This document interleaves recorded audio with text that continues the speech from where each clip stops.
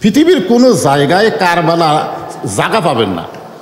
ফোরাত নদীর কিনারায় আমরা জানি একটা ঘটনা ঘটে গেছে, যেই ঘটনাকে আমরা বলি কারবালা, কিন্তু কারবালা কোনো জায়গার নাম নয়।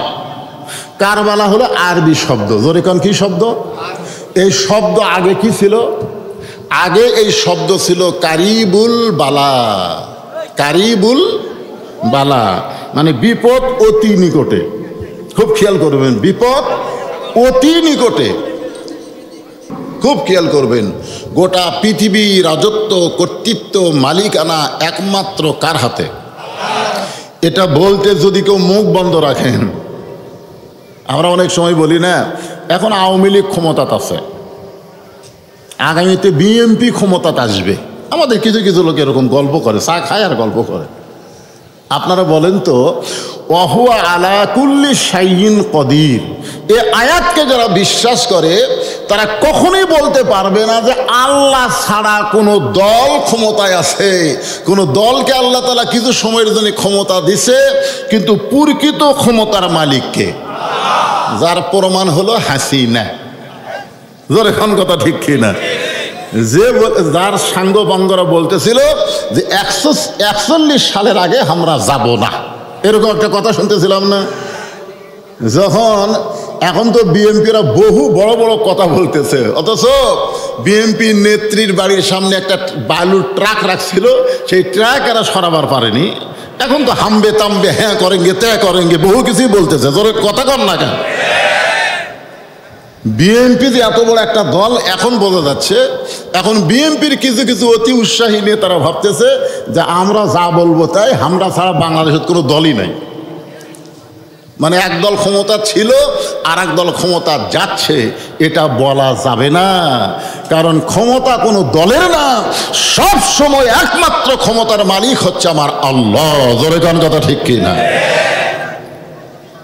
কিছুদিন আগেই তিনি বলেছিলেন, এ দেশ আমার বাপের, এ দেশ আমার। এগুলো আমার বাপের কথা না, সবগুলো রেকর্ড আছে। যদি আপনারা বলেন হুজুর এ কথা কবে কইছে, আমার মোবাইলে সব ভিডিও আছে। এ দেশ আমার বাপের, এ দেশ আমার। হাসিনা কোনোদিন পলায় না। এই কথা বলার কয়েকদিন পরই 10ই মহরম উপলক্ষে আউড়াইল যুব সমাজ কর্তৃক আয়োজিত আজকের এই ইসলামী জলসা দোয়ার মাহফিল, আজকের এই মাহফিলে আল্লাহ তাআলা যেনাকে সম্মানিত সভাপতির আসনে কবুল করেছেন, জনাব আলহাজ মোহাম্মদ আব্দুল ওয়াহাব প্রামাণিক। আজকের এই মাহফিলের সম্মানিত সহসভাপতি হজরত মাওলানা মোহাম্মদ শাহজালাল নাটুরি, সম্মানিত সভাপতি দ্বয়কে অন্তরের অন্তঃস্থল থেকে আমি শুভেচ্ছা জ্ঞাপন করছি। আজকের এই মাহফিলের সম্মানিত প্রধান অতিথি আসে নাই, সম্মানিত প্রধান মেহমানও আসে নাই। সম্মানিত অতিথিবৃন্দ যিনারা এসেছেন, সকলকেই অন্তরের অন্তঃস্থল থেকে আমি শুভেচ্ছা জ্ঞাপন করছি। আজকের এই মাহফিলে সম্মানিত ওলামায়ে কিরাম, এ জাতির শ্রেষ্ঠ সন্তান হচ্ছে আলেম ওলামা। আল্লাহ রাসূল বলেছেন ওলামা ওয়ারাসাতুল আম্বিয়া, আলেমগণ হচ্ছে নবীদের ওয়ারিস। আর আল্লাহ বলেছেন ইন্নামা ইয়াখশাল্লাহ মিন ইবাদিহিল ওলামা, বান্দা সমূহের মধ্যে আলেমরাই আল্লাহকে বেশি, সবচাইতে বেশি ভয় করে।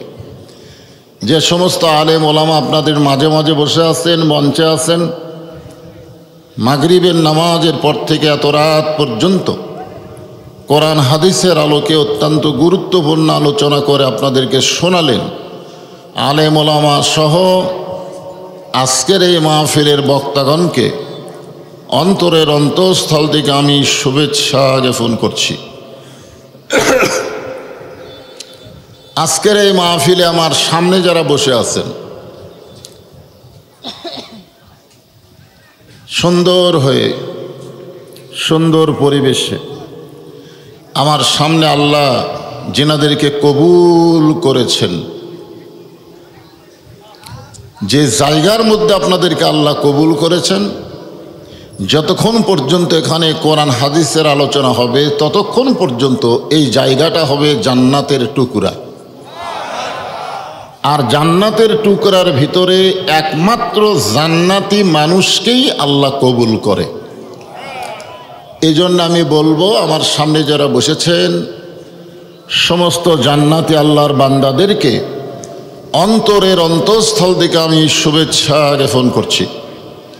সম্মানিত মা বোনেরা, পর্দার অন্তরালে বসে বসে যারা আলোচনা শুনতেছেন তাদেরকেও শ্রদ্ধা জ্ঞাপন করে এই মুহূর্তে জানতে চাচ্ছি আপনারা সকলে কেমন আছেন?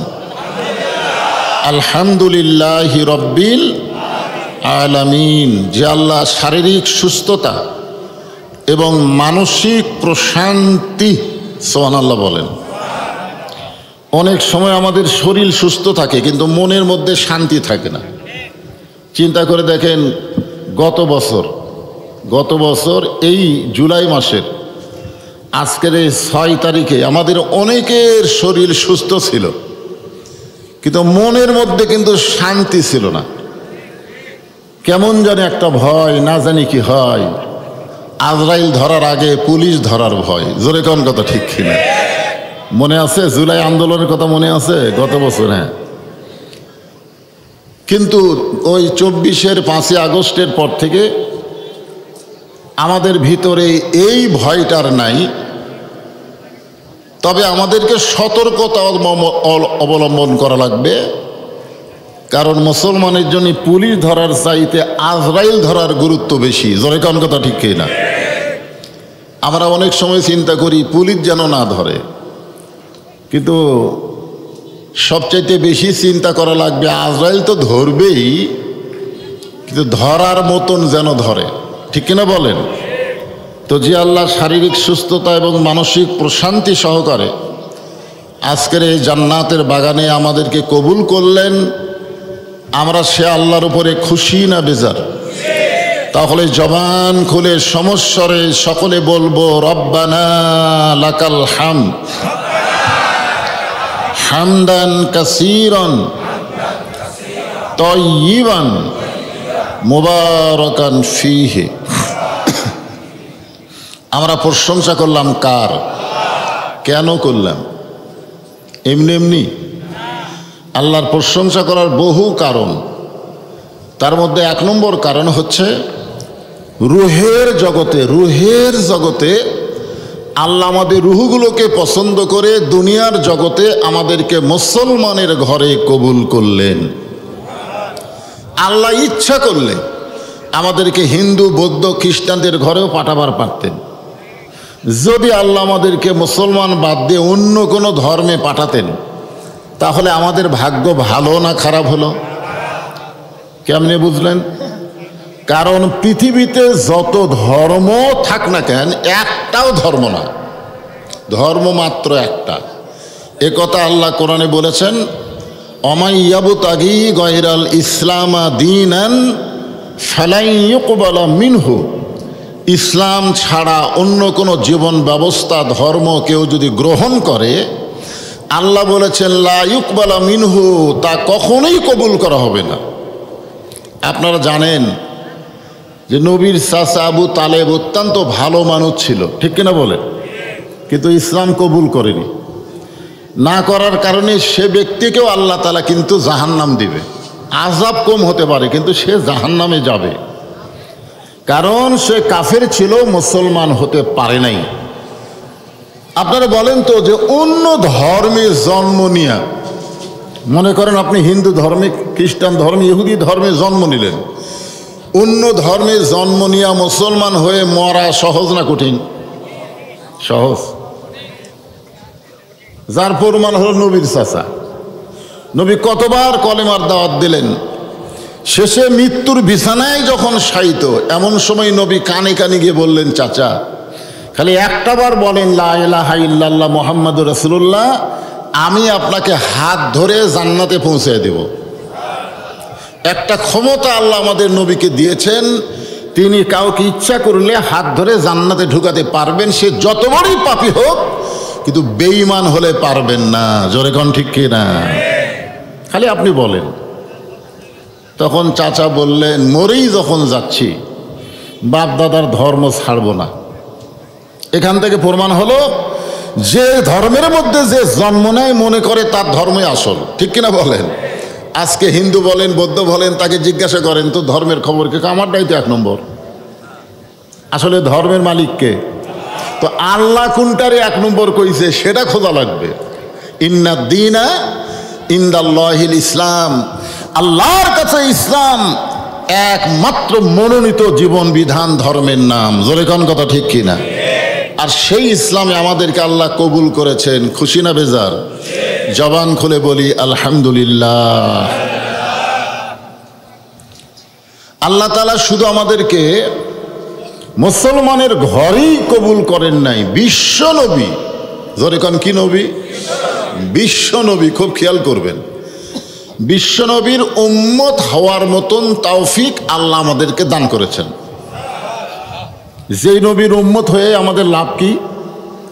আল্লাহ রাসূল বলেছেন, যদি ঈমান নিয়ে তোমরা মৃত্যুবরণ করতে পারো, আমি রাসূল ঘোষণা করে দিলাম, ঈমান নিয়ে যদি তোমরা দুনিয়া ছাড়তে পারো, যেভাবেই হোক আমি তোমাকে সুপারিশ করে জান্নাতে পৌঁছে দিব।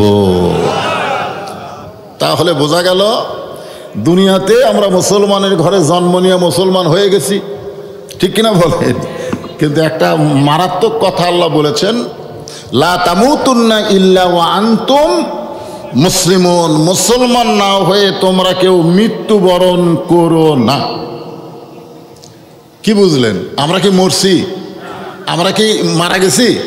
তাহলে আমাদেরকে আল্লাহ কি বললেন? যে মুসলমান না হয়ে, আমরা মুসলমানই তো, আমরা তো মুসলমানের ঘরেই তো জন্ম নিয়েছি।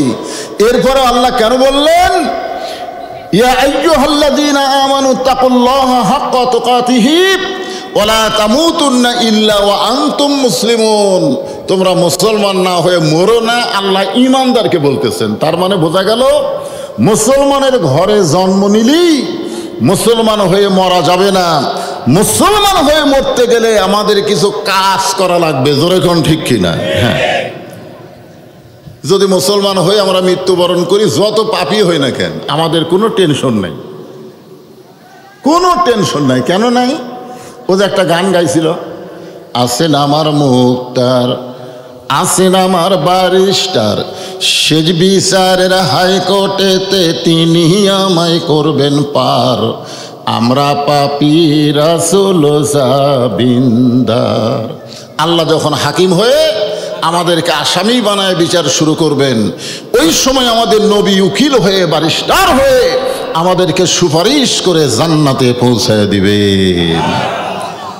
এমন একজন নবীর উম্মত হওয়াতে আপনারা খুশি না বেজার? তাহলে জবান খুলে আর একবার বলি আলহামদুলিল্লাহ।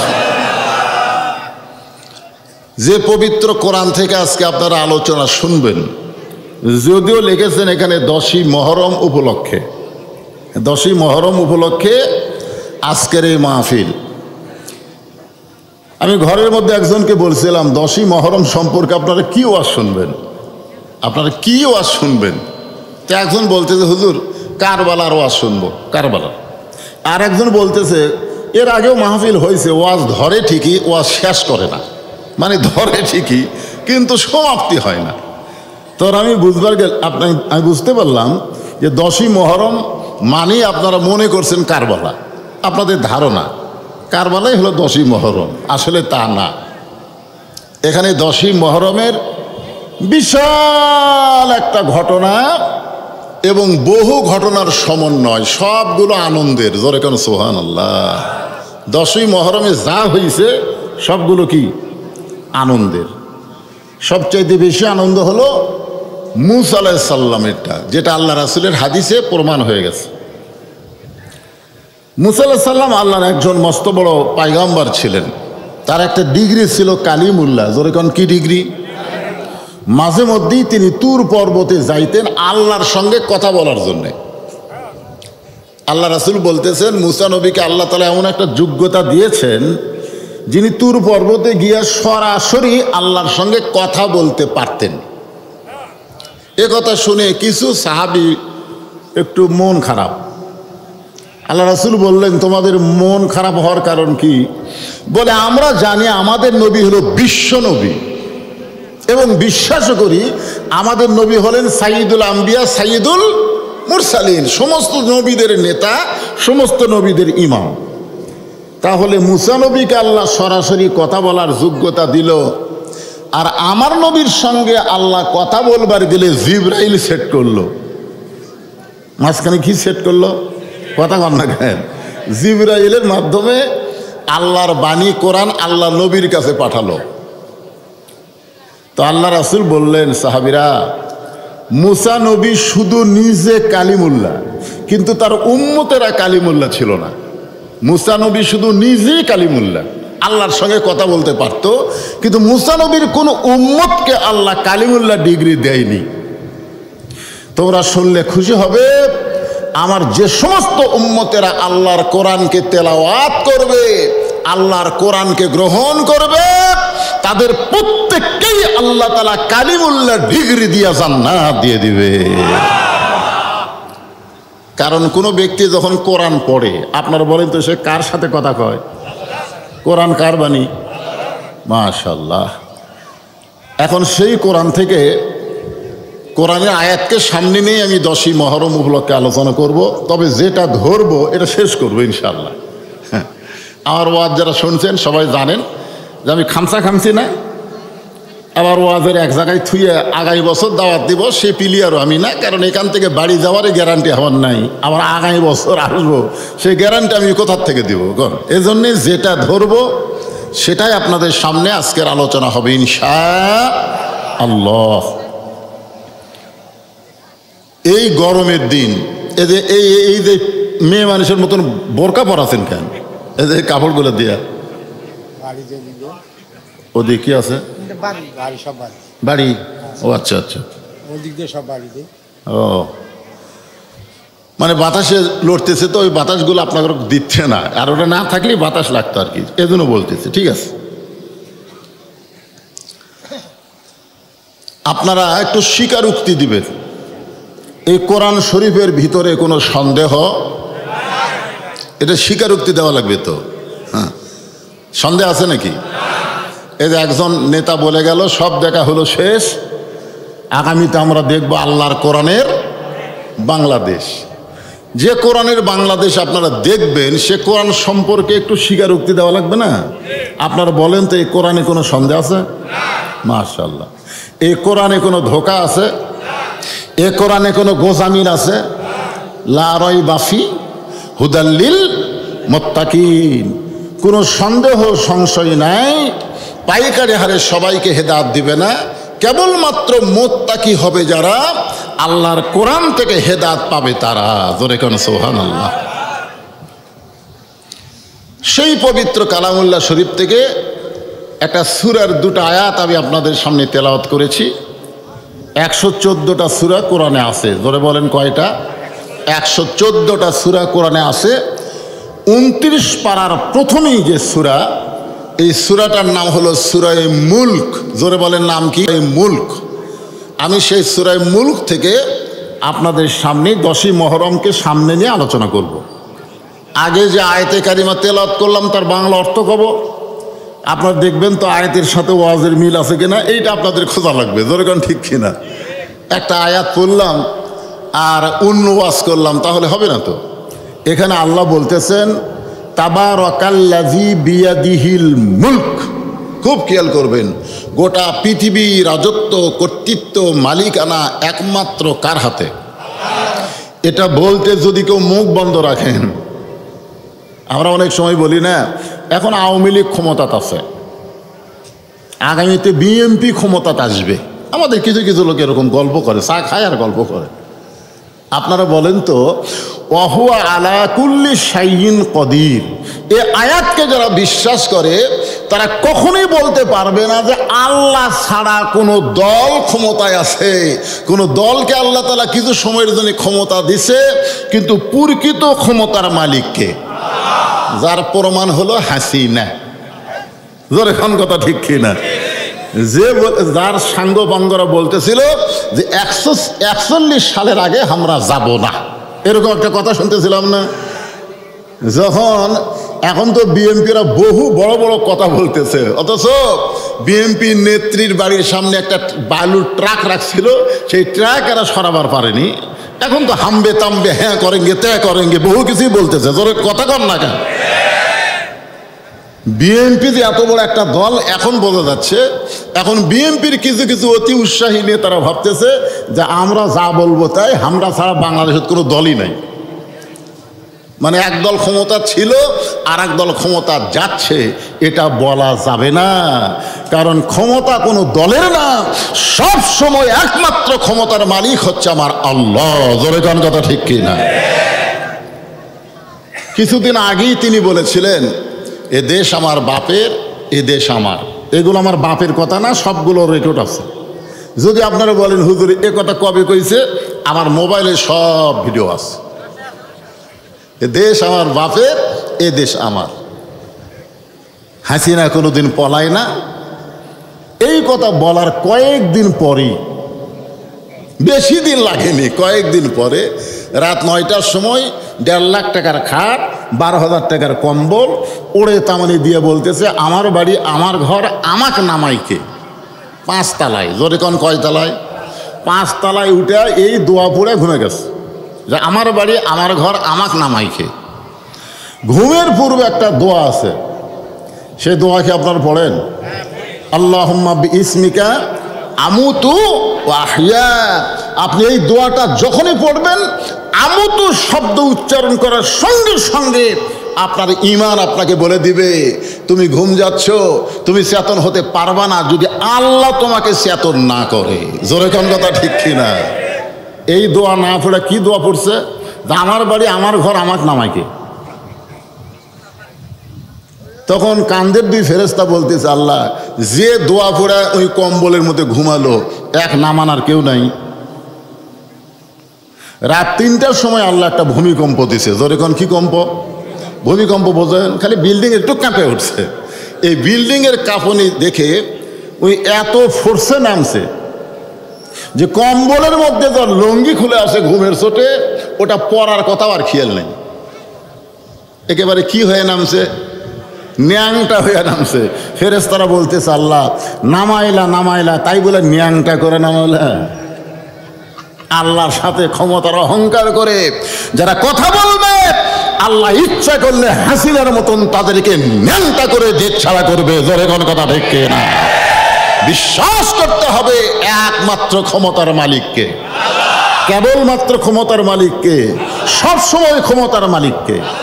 ওহু আলা কুল্লি কুল্লি শাইইন কদির। প্রত্যেকটা বিষয়ের উপরে একমাত্র ক্ষমতা হচ্ছে আল্লাহ। তাহলে বাদশাহী চলবে কার? আরো জোরে, জোরসে বলুন। আল্লাহর বাদশাহী চলবে। আর দুনিয়াতে মানুষের কি চলবে?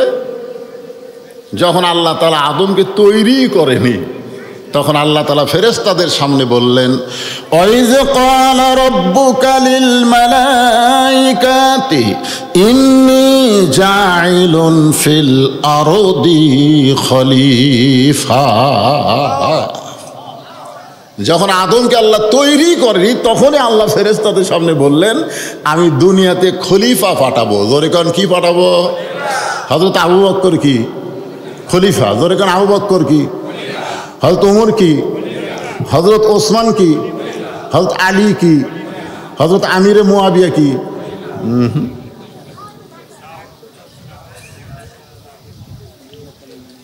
এই জায়গাতে এসে আর খলিফা নাই, এই জায়গাতে এসে আমির হয়ে গেছে, আমিরে মুয়াবিয়া। খুব খেয়াল করবেন, সমস্ত ক্ষমতার মালিক আল্লাহ থাকবে, সব সময় আল্লাহর বাদশাহী চলবে। আমরা কেউ বাদশাহ হবার যাব না, আমরা খলিফা হব। খলিফা শব্দের অর্থ হলো প্রতিনিধিত্ব করা, প্রতিনিধিত্ব করা। আমরা আল্লাহর পক্ষ থেকে দুনিয়াতে আল্লাহর আইন অনুযায়ী আল্লাহর আইনকে, আল্লাহর বিধানকে, আল্লাহর কোরআনকে এই বাংলার জমিনে প্রতিষ্ঠা করবো। জোরে কোন কথা ঠিক কিনা? খুব খেয়াল করা লাগবে। এই যে কারবালার কাহিনী, মূল ঘটনাটাও বক্তারা কয় না। মূল যে আসল থিম কি, আমি এইটা বলি 10ই মহরমের উপরে যাচ্ছি। মূল ঘটনা হচ্ছে খেলাফত আর মুলকিয়াত। খুব খেয়াল করবেন, খেলাফত, এ কথা কন না কেন, খেলাফত আর মুলকিয়াত। মুলকিয়াতের মালিককে আর খেলাফতের দায়িত্ব কার? মানুষের। তাও বকর রাদিয়াল্লাহু থেকে আলী পর্যন্ত বাদশাহী আল্লাহরই চলতেছিল, কিন্তু তেনারা প্রতিনিধিত্ব করতেছিলেন। কিন্তু আমিরে মাবিয়ার সময় আইসা ঘটনাটা অন্য ঘটল। হ্যাঁ, এখানে খেয়াল করবেন, বর্তমানে সৌদি আরবে যে তন্ত্র চলতেছে, এই তন্ত্রের নাম হলো রাজতন্ত্র। জোরে কোন কি তন্ত্র? বাদশাহ মরে গেলেই বাদশার বেটা আবার বাদশাহ হবে। এখানে তেজের উপর চা দেওয়া শুরু করলেন কেন? আপনারা জানেন যে বক্তা ওয়াজে জীবনে চা খায় না, বক্তার সাথে যারা থাকবে তারাও খাবে না। কি কাম? হ্যাঁ, চা দিয়েন না, কারণ এখানে চা গলা ঠিক করে না। চা গলা ঠিক করে? তাহলে চায়ের ক্ষমতা কি বুঝতেছেন? সমস্ত বিষয়ের উপর একমাত্র ক্ষমতা কার? তা আপনার গলার স্বরের উপরে, সুরের উপরে ক্ষমতা কার? চায়ের। অনেকে বলে আল্লাহও লাগে, হিল্লাও লাগে। এরকম কিছু কিছু লোক গ্রামগঞ্জের লোক আছে, হুজুর খালি আল্লাহ দেওয়া হয় না, হিল্লাও লাগে। আপনারা বলেন তো, লা ইলাহা ইল্লাল্লাহর মধ্যে হিল্লার কোনো খবর আছে?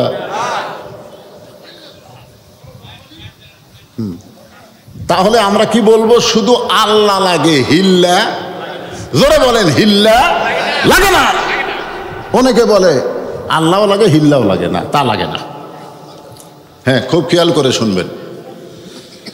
আল্লাযী খালাকাল মাউতা ওয়াল হায়াতা লিয়াবলুয়াকুম আইয়ুকুম আহসানু আমালান ওয়া হুয়াল আজিজুল গফুর। আল্লাহ বলতেছেন, তোমাদের মৃত্যু এবং জীবনকে আমি আল্লাহ সৃষ্টি করেছি। আল্লাযী খালাকাল মাউতা ওয়াল হায়াতা, আমাদের মৃত্যু এবং হায়াতকে সৃষ্টি করেছেন কে? আল্লাহ বলতেছেন লিয়াবলুয়াকুম, তোমাদেরকে পরীক্ষা করা হবে। আপনারা বলেন তো কি করা হবে? পরীক্ষা। পরীক্ষা পরীক্ষা বোঝেন আপনারা? পরীক্ষা বোঝেন? হুজুর আমি জীবনে স্কুলেই যাইনি, পরীক্ষা কি? এখানে আল্লাহ বলতেছেন লিয়াবলুয়াকুম, তোমাদেরকে পরীক্ষা করা হবে। আইয়ুকুম আহসানু আমালা, পরীক্ষার সাবজেক্ট হচ্ছে সুন্দর আমল। এই পরীক্ষার সাবজেক্ট কি? সুন্দর আমলের পরীক্ষা করা হবে। এখন সুন্দর আমলের পরীক্ষা যদি আমরা দিতে চাই, খুব খেয়াল করবেন, সুন্দর আমলের পরীক্ষা আমরা দিব, কিন্তু পরীক্ষা দিবার গেলে সুন্দর আমল করা লাগবে। তো আমল না করাই পরীক্ষা দিবেন? এই যে কবরে আমাদের রুহের জগতে আল্লাহ বলেছেন আলাস্তু বি রব্বিকুম, তোমাদের রবকে? আমরা বলেছি কলু বালা, আমাদের রবকে আল্লাহ।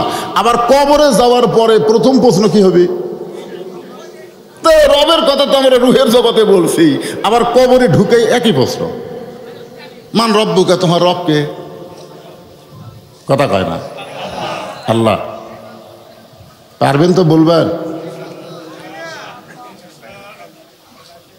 না না, এই যে আল্লাহ এখন বললেন, কবরে যাই তো বলবার পারবেন?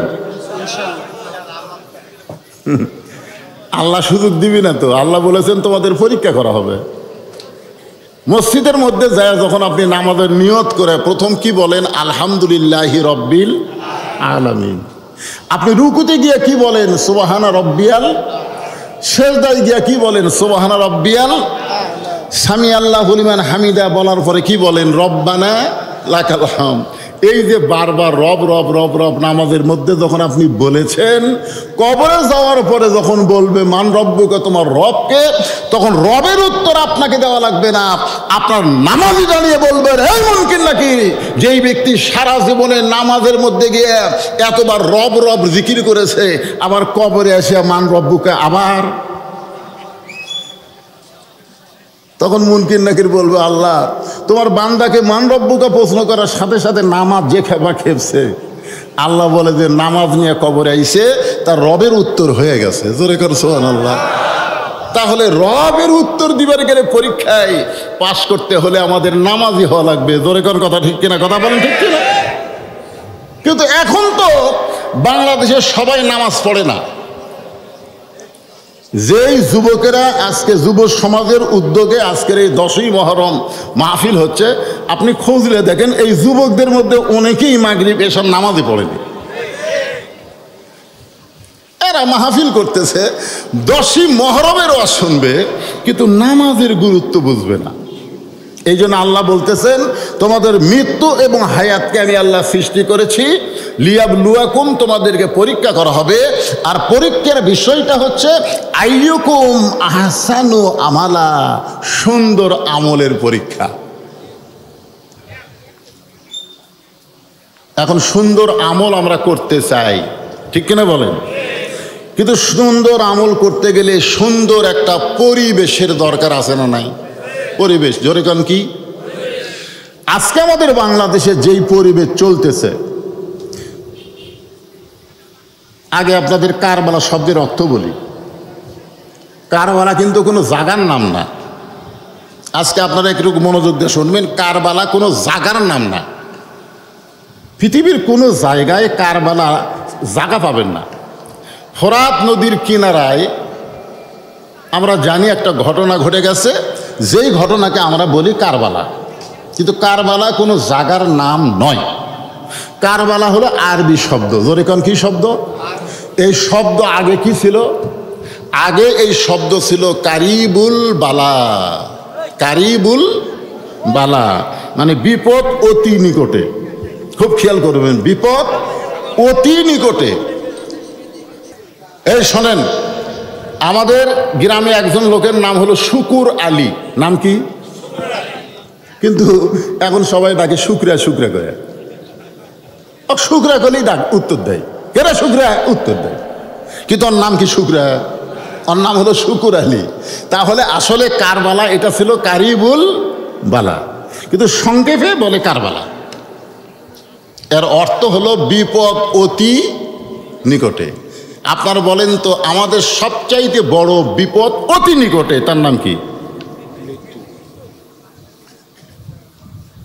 তাহলে আমাদের জীবনে কারবালা আছে না নাই? যদি কেউ আমরা জানতে পারতাম যে আমি 20 বছর পরে মরবো, এরকম যদি ক্ষমতা আমাদের থাকতো যে আমার তো এখন মরণ হবে না, 2042 সালে বা 2045 সালে আমার মৃত্যু হবে, এরকম যদি জানবার পারতাম, তাহলে একটু মশান নিয়ে ঘুরতে পারতাম। যাকবারে এখনো 20 বছর আছে, এখনো 20 বছর আছে, একটু মশান নিয়ে চলি। আপনারা কেউ কি জানেন এরকম খবর যে আপনি 20 বছর পরে মরবেন? সবচাইতে নিকটতম জিনিসের নাম হলো মৃত্যু। যে মাহফিলে বসে আছেন, এখান থেকে বাড়িতে যাওয়ার কোনো যোগ্যতা, কোনো ক্ষমতা আমাদের নাই যদি আল্লাহ আমাদের না নিয়ে যায়। জোরে কোন কথা ঠিক কিনা? তাহলে আমরাই তো বড় বিপদের মধ্যে আছি।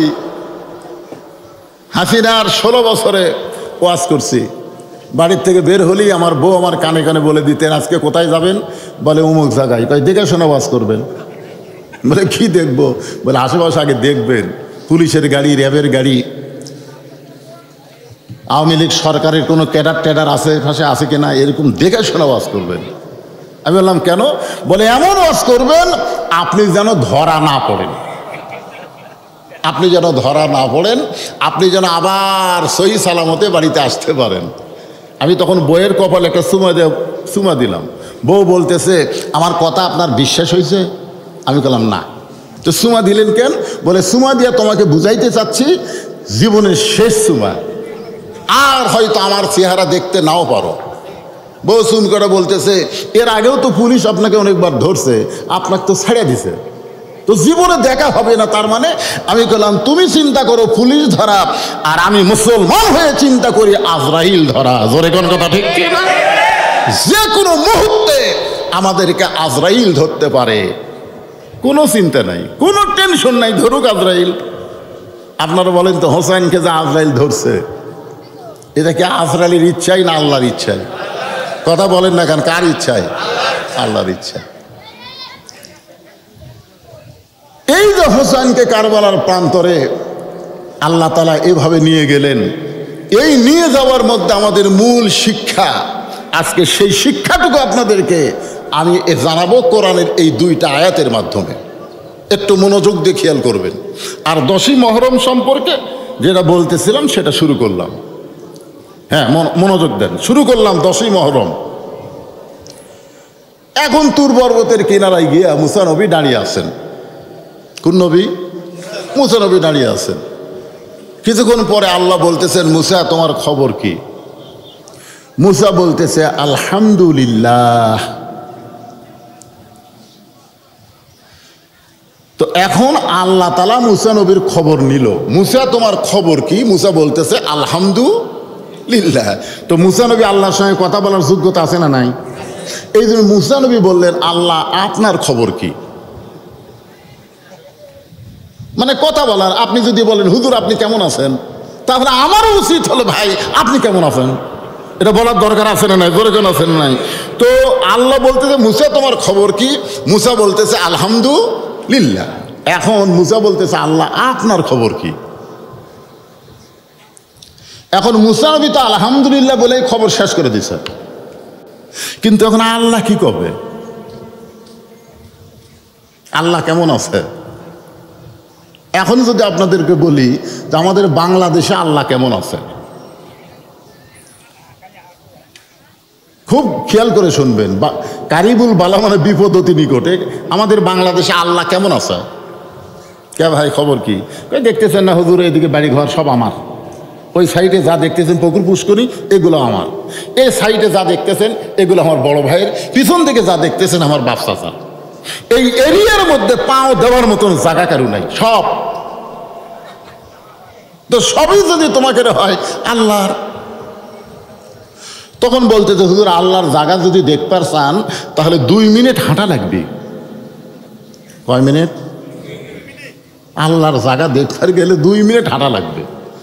তো 2 মিনিট হেঁটে মসজিদের কাছে গিয়ে বলতেছে হুজুর এখানেও আল্লাহর কিছু ছিল না, আমার চাচা আল্লাহ 10 শতক দান করছে। এখানেও আল্লাহর কিছু ছিল না, আমার চাচা আল্লাহ 10 শতক দান করছে, আর আমরা টাকা পয়সা দিয়ে আল্লাহকে একটা ঘর বানিয়ে দিছি। তখন ফেরেশতারা বলতেছে আল্লাহ এই দেশের নাম কি, যেই দেশে তোমার কোনো জায়গা নাই, ওর চাচা তোমার 10 শতক দান করছে আর ওরা টাকা পয়সা দিয়ে ঘর বেড়া দিল, এই দেশের নাম কি? আল্লাহ আল্লাহ বলতেছে ওই দেশের নামই হলো বাংলাদেশ রে। ওই দেশে আমি আল্লাহর চাইতে গরিব কেউ নাই। 6 তলা বাড়ি বানাচ্ছে 2.5 কোটি টাকা খরচ করে। মসজিদের টাইলস লাগাতে 2 বস্তা সিমেন্ট শর্ট পড়ছে। এখন মসজিদের ইমাম ওনার কাছে গিয়ে বলতেছে ভাইজান মসজিদের মাজার টাইলস লাগাতে 2 বস্তা সিমেন্ট শর্ট পড়ছে, ভাই আপনি যদি আল্লাহর রাস্তায় 2 বস্তা সিমেন্ট দিতেন। লোকটা বলতেছে আমি যে বিপদে আছি ভাই, আমার হাতত কিছু নাই। ওই কয়তলা বিল্ডিং করতেছে আর আল্লাহ দেওয়ার সময় কি বলতেছে, আমি যে বিপদে আছি ভাই দেওয়ার মতন কিছুই নাই। এই দেশের নাম কি?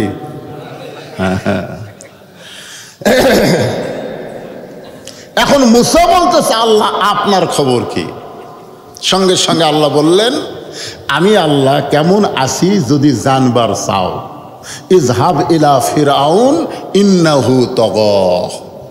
খুব খেয়াল করবেন মহরম সম্পর্কে, 10ই মহরম সম্পর্কে সহিহ যে ওয়াজ, সে ওয়াজটা আপনাদেরকে সামনে উপস্থাপন করতেছি। আমি আল্লাহ কেমন আছি যদি জানবার চাও তাহলে ফেরাউনের কাছে যাও। ইন্নাহু তাগা। তাগা শব্দের অর্থ হলো ফেরাউন সীমা লঙ্ঘন করেছে। ফেরাউনের জায়গা ফেরাউন নেই, ফেরাউন এখন আল্লাহর সীমানার মধ্যে ঢুকে গেছে। ধরে কেন কার সীমানা? কথা কয় না কেন? কার সীমানা? খুব খেয়াল করবেন। যে লোকটা বলে এ বাড়ি আমার, ওই কার সীমানা ঢুকছে? বুঝতে পারতেছেন না? ওই যে পুকুর দেখতেছেন হুজুর, ওই পুকুর আমার। যে শাহাদত আঙ্গুলি দিয়ে আপনি বলেন আশহাদু আল্লা ইলাহা ইল্লাল্লাহ, বলেন না? কি কারণ আত্মাহিয়াতের মধ্যে বলেন কি? কথা বলেন না আপনি? আশহাদু আল্লা ইলাহা ইল্লাল্লাহ। আপনি নামাজের মধ্যে আপনি আল্লাহর সাক্ষ্য দিলেন, আর বাইরে এসে বলতেছেন ওই পুকুর আমার, ওই বাড়ি আমার।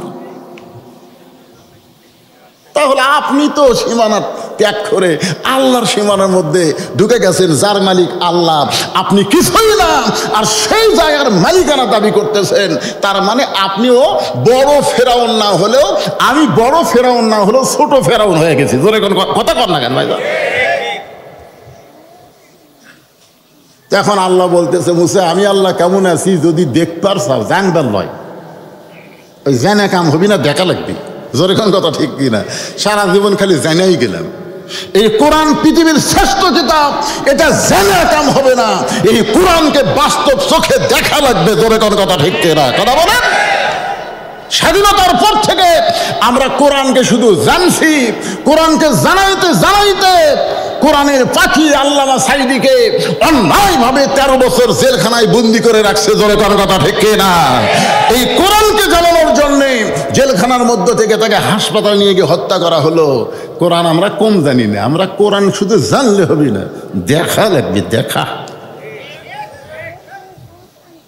আল্লাহ কি বলতেছেন, মুসা আমি আল্লাহ কেমন আছি যদি দেখবার চাও তাহলে ফেরাউনের কাছে যাও।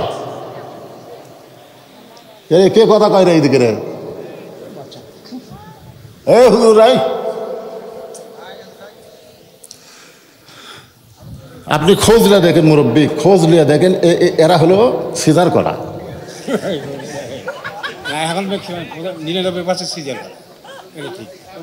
কারণ সিজার করার বাচ্চারা অস্থির হয়। অস্থির হওয়ার পিছনে কারণ আমি ডাক্তারের কাছে শুনছি, বাংলাদেশে দেখবেন কোনো ডাক্তার, বড় যারা ডাক্তার, তাদের বউকে সিজার করায় না।